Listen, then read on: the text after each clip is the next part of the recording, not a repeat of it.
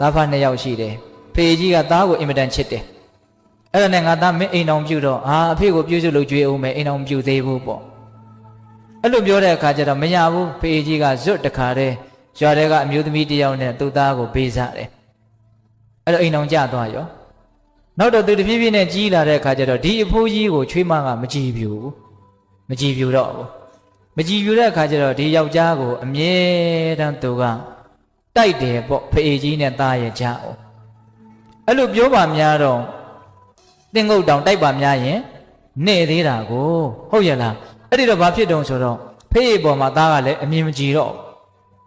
အဲ့လိုနဲ့နေလာရင်းနဲ့သူတို့မှသားလေးတစ်ယောက်မွေးလာတယ်အဲ့ဒီသားလေးကလည်းနည်းနည်းတဖြည်းဖြည်းနဲ့ကြီးလာတဲ့အရွယ်ရောက်လာပြီပေါ့နော်9နှစ်သား10နှစ်သားလေးအရွယ်ရောက်လာတယ်အဲ့ဒီအချိန်မှာပဲအကြီးကျယ်ပေါက်ကွဲရတယ်မိမဖြစ်တဲ့လူကရှင့်ဖေကိုအသေးတက်ရင်တတ်မတတ်ရင်ကျမဒီအင်အားဆင်းမယ်ဒါမှဖြစ်လာတယ်အဲ့ဒါနဲ့သားကလည်းဘယ်လောက်ထိမိုက်တုံဆိုတော့ကဲအဲ့လိုဆိုရင်ငါအဖေကိုတတ်မယ်ဆိုရင်ဘယ်လိုတတ်ရမလို့တင်းချန်ကုန်းခေါ်သွားတဲ့တောထဲကိုခေါ်သွားတဲ့ဖေကြီးကလည်းပဲအိုကြီးဆိုတော့ဘာမှမလုပ်နိုင်တော့ဘူးအဲ့ဒါတွင်းတူးပြီးတော့အဲ့ဒီတွင်းထဲကိုထည့်ပြီးတော့ပေါက်ပြားနဲ့သာတခါတည်းထုသက်ပြီးတော့မြုပ်ထားခဲ့လို့အဲ့တိုင်ခိုင်းတာအဲ့ဒါနဲ့သားဖြစ်တဲ့လူကကောင်းပြီဆိုပြီးတော့ဖေကြီးကိုလှဲပေါ်တင်ပြီးတော့တင်းချန်ကိုခေါ်တယ်အဲ့မှာသားပေါက်စာလေးကသူတို့သားလေးကအဖေနဲ့အမေနဲ့ကဒီသူ့အဖိုးကိုတတ်မယ်လို့တိုင်မင်းနေတာကိုသူကနားထောင်ပြီးချောင်းပြီးတော့နားထောင်တော့ကြားတယ်အဲ့ဒါနဲ့အဲ့ဒီသားလေးကပညာရှိတယ်ဉာဏ်ရှိတယ်ဒီတိုင်းဆိုရင်တော့ငါအဖေဟာအဖေတတ်တဲ့ကံကြီးထိုက်ပြီးတော့အကြီးအကျယ်ဒုက္ခရောက်မှာပဲမဖြစ်စေရဘူးငါတားဆီးမယ်ဒါပေမဲ့ဒီတိုင်းငါတားရင်တော့ငါအားနဲ့လည်းရမှာမဟုတ်အကြောင်းဥပေတမီနဲ့ငါတားမယ်ဆိုပြီးတော့အဖေကျုပ်လည်းလိုက်မယ်ဘလို့မှတားလို့မရဘူးအဲ့ဒါလှဲပေါ်သူပါလိုက်သွားတယ်အဲ့ကလေးကအဲ့ဒါဒီယောက်ျားကဒီသားကလည်းကောင်းပြီဆိုသူ့သားကိုခေါ်ပြီးတော့ဟိုမြေဖို့သားဖ3ယောက်ပေါ့လေသွားကြတာအဲ့ဒါနဲ့ဖေကြီးမြင်ပါဆိုလို့ဖေကြီးကိုလှဲပေါ်တင်လှဲချွတ်ပြီးတော့တခါတည်းတွင်းကြီးတူးတယ်တွင်းတူးတဲ့အခါကျတော့သားကမေးတယ်အဖေဒီတွင်းကဘာလို့မလို့တော့ဖို့ငါအဖေကိုမြုပ်မလို့ကွာအဲ့လိုပြောတဲ့အခါကျတော့ဖေကတူးရတာမပြီးသေးတော့မောပြီးတော့နားတဲ့အချိန်မှာသားကအဲ့ဒီပေါက်ပြားယူပြီးတော့ဟိုးနားလေးမှာခက်လန်းလန်းမှာတခါသားကလည်းအတင်းတူးတယ်တူးတဲ့အခါကျတော့ငါသားမင်းဘာလို့မလို့အဲ့တွင်တူးတာတော့ကျွန်တော်လည်းအဖေလမ်းစဉ်လိုက်ရမယ်အဖေကအဖေရဲ့အဖေကိုမြုပ်တယ်လို့ကျွန်တော်ကလည်းအဖေကိုမြုပ်ဖို့အတွက်ဒီတွင်ကိုတူးတာပြည်တဲ့စဉ်းစားတော့ဟုတ်ရဲ့လားဘာလဲသူ့အဖေမြုပ်ဖို့သူကတူးတယ်လို့သူသားကလည်းသူ့ကိုမြုပ်ဖို့တွင်တူးတာ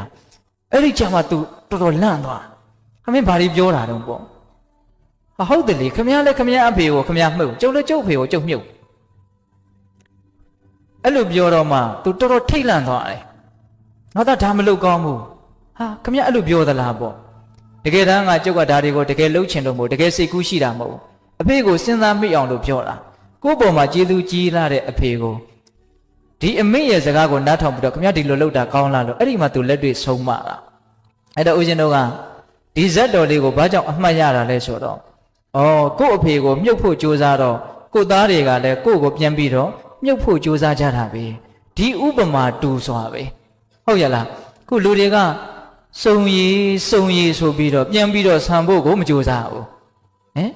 ဟုတ်တယ်မဟုတ်လားမိဘကသားသမီးကိုချစ်တယ်အဲ့ဒီသားသမီးကလည်းသူ့သားသမီးကိုချစ်တယ်အဲ့ဒီသားသမီးကလည်းသူ့သားသမီးကိုချစ်တယ်အပေါ်ကိုပြန်တက်လာတဲ့လို့ကိုမရှိဘူးအဲ့တော့ကိုကလည်းပဲစုံရည်ဆိုပြီးတော့အကြောင်းပြပြီးတော့မဆံမဲနဲ့စုံဆင်းသွားမယ်ဆိုရင်တော့သားသမီးတွေကလည်းစုံရည်ဆိုပြီးတော့အောက်ကိုပဲဆက်ပြီးတော့ဆင်းသွားမှာပဲဟုတ်တယ်မဟုတ်လားအဲ့တော့ဒီစုံရည်ဆိုတဲ့သဘောကြီးကဆံလို့မရဘူးလားရတာပေါ့ကိုယ့်ပေါ်မှာပဲမူတည်တာပဲမဟုတ်လားအဲ့ဒါကိုကဆံရည်ဖြစ်အောင်ကြိုးစားမယ်ဆိုရင်ကိုသားသမီးတွေကလည်းပဲကိုလမ်းစဉ်ကိုလိုက်အတုမြင်အတက်သင်ပြီးတော့ကိုယ့်ရဲ့စိတ်ဓာတ်ကိုလေးစားအားကျပြီးတော့ဟုတ်ရဲ့လားကိုယ့်ရဲ့အတုတွေကိုလိုက်မလာပြီဘူးလားလိုက်လာမယ်ကိုကမိဘပေါ်မှာကလန်ကဆန်ဆက်ဆံနေတာတွေကိုကိုသားသမီးတွေကမမြင်မဲနေမလားဘလို့မှလေးစားမှာမဟုတ်ဟုတ်လားအဲ့တော့သူတို့အလှည့်ကြရင်လည်းကိုကိုဘာလုပ်လိုက်မယ်တော့ကလန်ကဆန်ဆက်ဆံမှာပဲပိတ္တတို့စဉ်းစားတော့ဒါကြောင့်မိဘကျေးဇူးကိုဆက်တဲ့နေရာမှာကျေးဇူးရှိလို့ကိုဆက်ရတဲ့အပိုင်းကတော့အဓိကပါ